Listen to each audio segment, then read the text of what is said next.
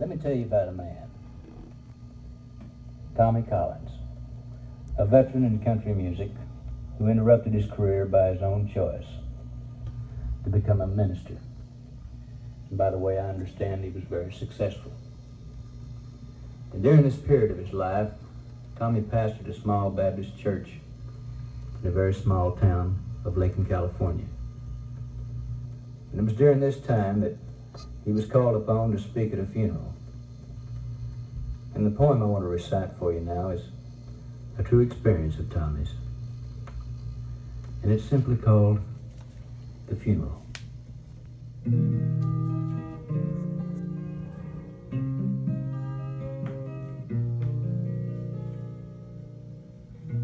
A funeral is always a saddening thing. For everybody is somebody to someone. But some funeral scenes chill you to the bone. One day in our town we had one. A very young mother had died, something that you just don't expect. And the shops and stores had all closed their doors. They did it out of love and respect.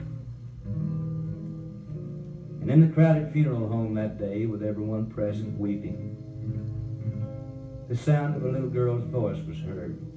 She said, "That's my mommy, she's sleeping."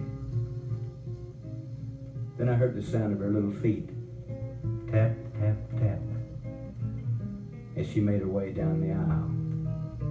A little purse dangled from her tiny wrist, and it brushed her best Sunday dress. And she boldly asserted the confidence that little folks like her possess.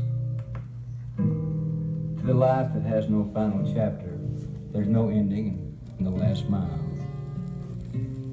The preacher and the rest were petrified, but on the little girl's face was a smile. She said, "Wake up, Mommy, wake up." Still not satisfied, she reached out with her little hand and touched her face and cried. Then the broken-hearted daddy spoke with the gentleness and with power, and the words that issued from his lips was the sermon for the hour.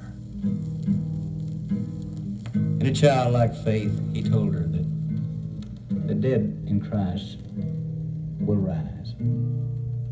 God gave us his word, he said, and we know that it never lies. We can't wake up our sleeping mommy, but we know someone who can. Baby, only God can wake up mommy. Let's go home and leave her in his hands.